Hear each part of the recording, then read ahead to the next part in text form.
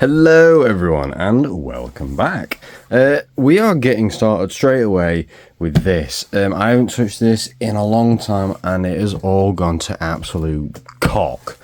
So as you can see from far away, it looks really, no, it doesn't look really nice at all. This obviously needs painting and cleaning. Yeah, I can do that, that's pretty simple, but it's here where I'm disliking what's happening. Like in some places, yeah, it's nice, it's quite neat, but it's wrinkling here, and then here's a good example, it's just not having it. So I have bought myself this Stanley staple gun with some staples. So these are the correct staples for the staple gun if you're interested. So basically now we're going to try and see what this does. I have how many? 5,000.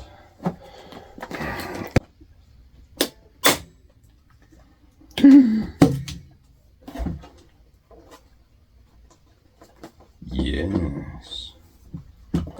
So put it right up against it, put it down, and so here we have it. Yes, I know it looks like absolute shit at the minute, and the back doors I'm worrying less about because I'm never really going to use them. But obviously you can see the staples here. Like here and here is a tiny bit hidden, but here is like where I'm not very happy with because it started bubbling up, so I tried to not, essentially. But there's not really much I can do about that, you're going to see them. But I'm going to get some black acrylic paint. Apparently that goes on staples pretty well, so I'm going to get some black paint and I'm going to touch it all up. A couple of coats to make sure it's like a deep black. But like at the bottom here, I'm not too bothered about, but I will obviously touch up anyway because there's not much point in leaving them. Some enamel paint is this black colour. So I've just pried it open with this shoddy tool. I've got a brush that's far too big and we're going to give it a go on the staples. I'm sorry for my nails, they are disgusting, but we are going to give this a go. So we're going to start on these ones at the bottom and obviously work our way around. Yeah, I'm not going to be doing this in leather purely because obviously I'm going to be getting in, this is going to be getting scuffed quite a lot, and obviously I'm reaching in pockets and I don't want to be peeling leather up each time. So this is stainless black plastic, needs a bit of a clean, but yeah. So this is pretty much as good as done. Obviously the staples need painting this black colour, but I've not got around to doing that just yet because this is the only brush I have, so I'm going to have to sort of trim it and do that. So colours become a very personal thing. When they're just lumps of metal with wheels and tyres, it's, yeah, all it is an object. It's a white good, it's a fridge, it's a microwave, but when it becomes more than that, when it becomes a passion or a love or a deep interest, that's when it's more of a personal thing, more of a I'm doing this for me, not for my bank account sort of thing.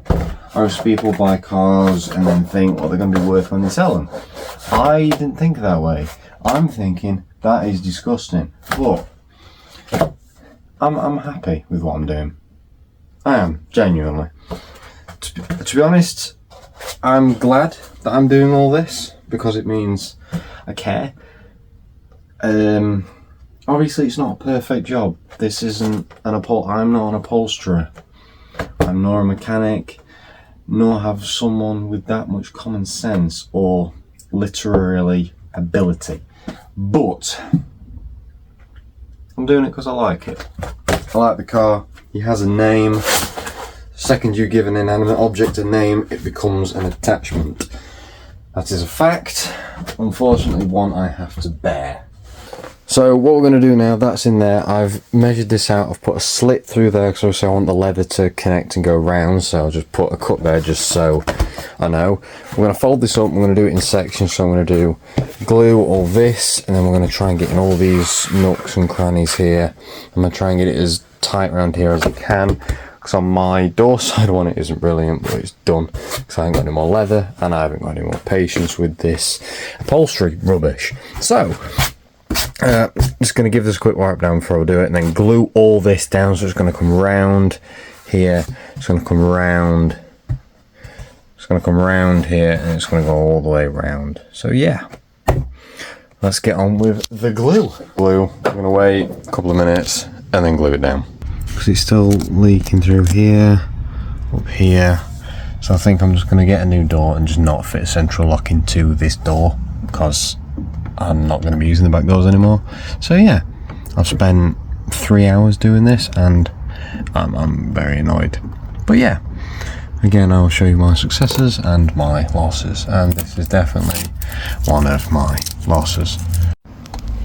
So essentially, having had pissed around all night and for the past couple of weeks trying to waterproof this, all I had to do was get a bit of black tarpaulin that I had in the shed, seal it. I'm going to seal it a bit better around here. Yeah, this works. Obviously you can see all the water's going down into there and it's dripping off this big black bit of tarpaulin. So I'm going to get a bit more tape, stick it down a bit more securely, so obviously when it moves and stuff it should be alright. But I'm really glad it's actually worked.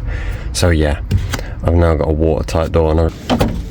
So here we have the interior finally done to a point. So we'll show you the panels first, because that's in this video. As you can see, yeah, it's fine. So there's the back ones as well, looking pretty stylish. Got the tartan, you can see back there, all the back doors, and yeah, it's going pretty well. We're still working on this. This is going to be one whole piece, but we're yet to do that yet. But there are the doors, looking pretty terrible, but there you go. That's what you get for not knowing what you're doing.